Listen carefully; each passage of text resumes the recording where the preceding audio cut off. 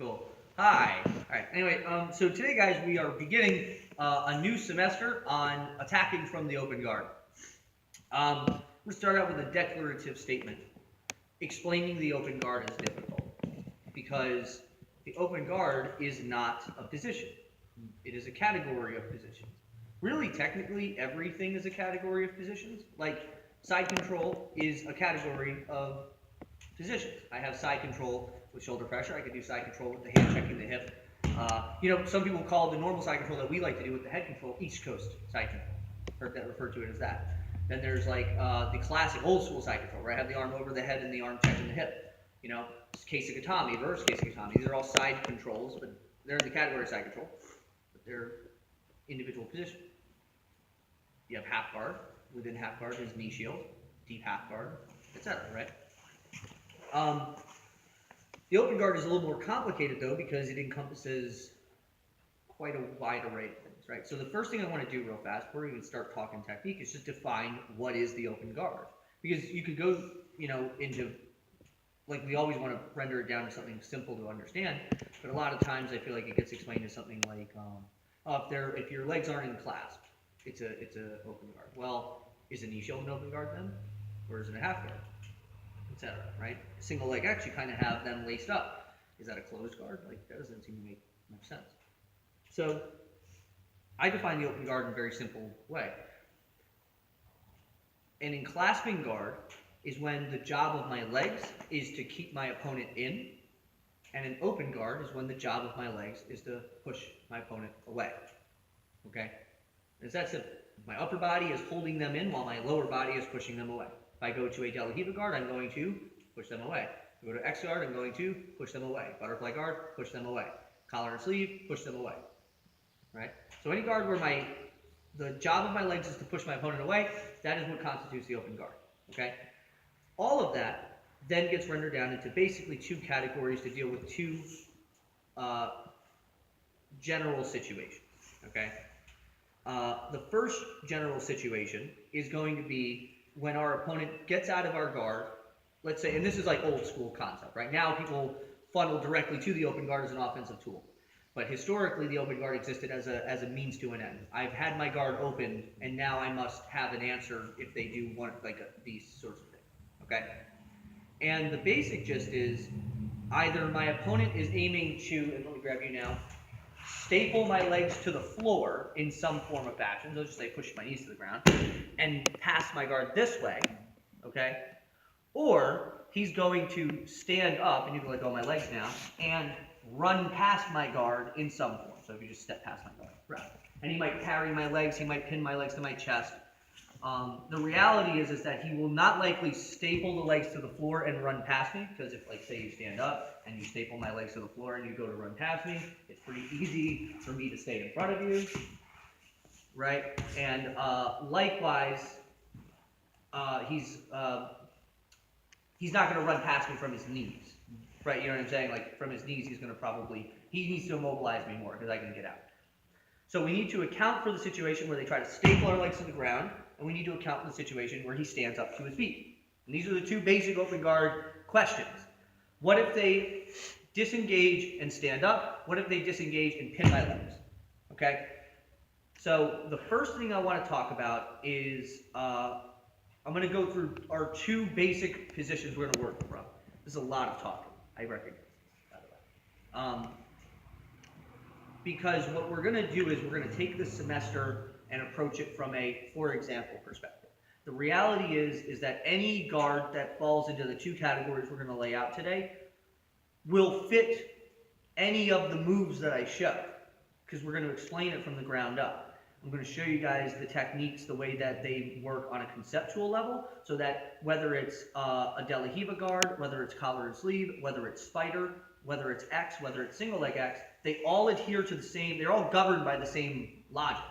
So you can take everything I tell you and literally just change the positioning to the grips I need for the other and use the exact same movements. Does that make sense?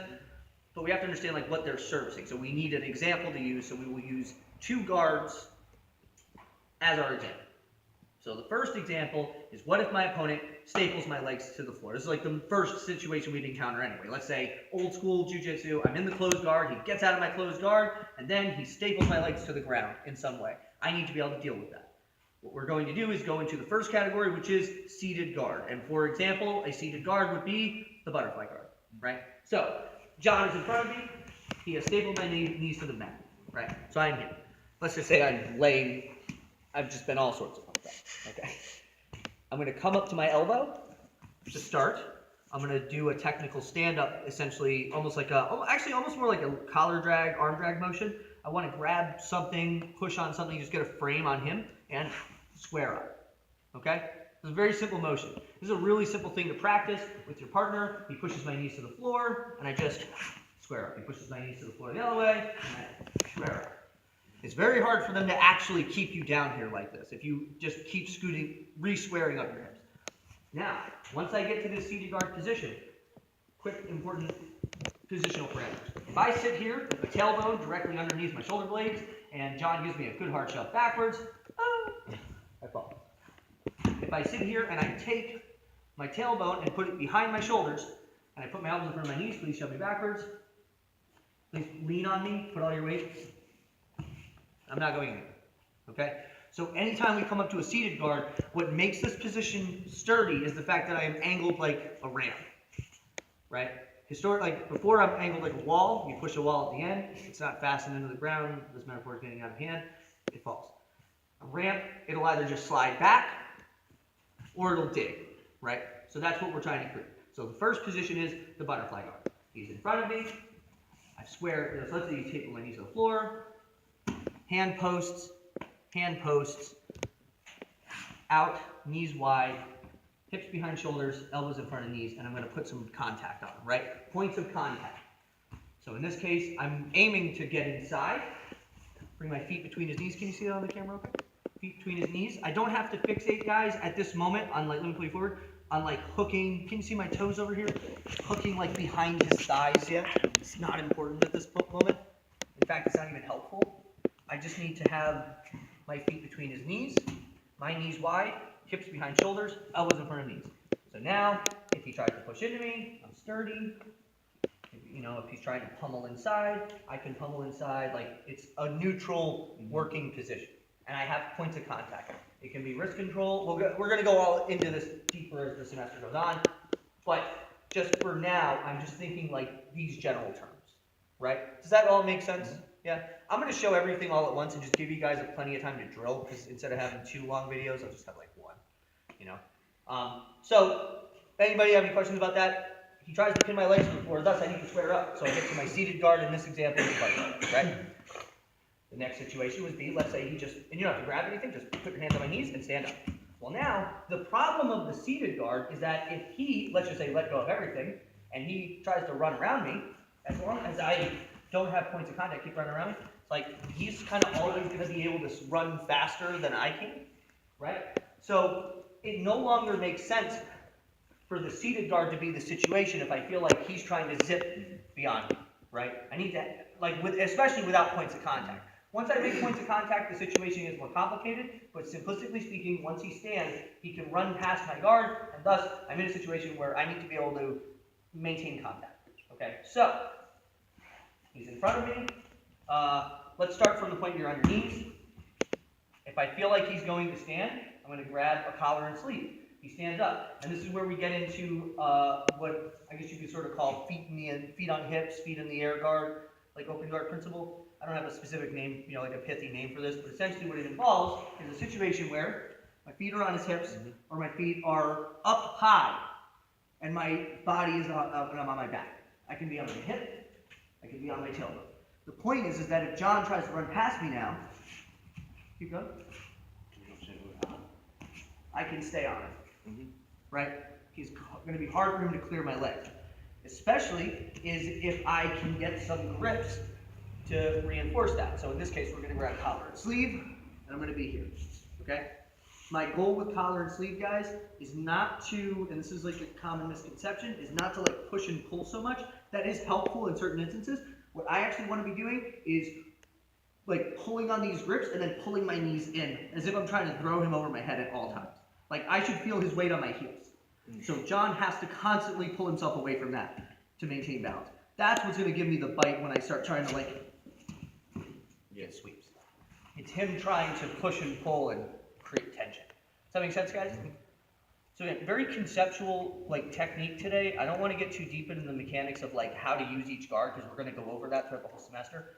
But I want you guys to just work on these transitions and understanding the service that these positions give us. So we'll grab you again. Actually, in fact, let me switch you out and Mike can grab you. So one more time. He's in front of me. And again, it's like a classic situation. My guard has disengaged and maybe even stapling my knees to the floor. Okay? Right? As long as he's here, like I'm in a bad spot, so I have to correct this. So I frame, come up, scoot away and square. And let's just say you stay on your knees now. Okay? Right? Once I'm here, and I get this, and once I get my hips behind my shoulders and elbows in front of my knees, like tip my legs over again, it's very hard. It's going to be very difficult for him to tip me backwards, tip my knees to the side like we started out with. Like push both knees to the floor. It's like, it's very easy for me to stop him from doing that, right? As long as he stays in front of me, this guard is powerful. From here, I'm going to engage, both feet between his knees, and just get points of contact. Okay, so that's one. Two is he grabs like pants or he frames on my knees. It doesn't really matter. As he starts standing, I'm grabbing a collar and sleeve, pulling that hand off of my knee, and I'm putting my feet on his hips. Once I get my feet on his hips, guys, I'm not just pushing and pulling. Because at this point, if I push and pull and he runs straight backwards, it's like now he starts compromising the integrity of this position. He should not be able to run away from this. What I want is a position that is tight enough that if I don't quite get him loaded up yet, run in a circle around, like try to get past the legs, I'm pretty easy. It's pretty easy for me to keep a hold of him, right? What I want is to actively be pulling him in at all times and feeling him on my heels. So now, his responses to that pressure are the things that will give me my sweeps and my attacks. Does that make sense, guys? Again, very conceptual today, but this is the foundation we're going to be working on. Seated guard, and then lying. I need a better name for that. Like I need a pitch name. Bug guard. I don't know. Like a little cockroach. Roach guard is last. Roach guard. I like it. That's right. Does that make sense, guys? Yeah, from seated guards, let's say you have somebody who's standing and it looks like they're going to just try and run around you. You just have people stand up? So if they have us, we're going to talk about that later in the semester, but actually I'll give you guys one quick thing, just in case you flub the transition, and then we'll play around with this for now, and then as we go on we'll complicate this, is let's say he does stand up and he is passed, all I'm aiming for is to get behind a heel. Okay. So now, ideally, he's behind him. Because now, like, run around, like, if I just stay behind your heels, you actually can't really go anywhere. And then I can also trip you. It's pretty easy. So if you find like they've stood up and disengaged, you have no points of contact, your first point of contact is feet behind hands. And we'll go more in depth on that as we, but that would be one of the last rules. Does that make sense, guys? Yeah? Yeah? Any questions? Anything? Let's partner up. We'll just play around with some of these transitions and try to have our partner try to get past our guard in the ways that we laid out and feel sort of these positions. Cool. Let's get to it. 1, 2, 3.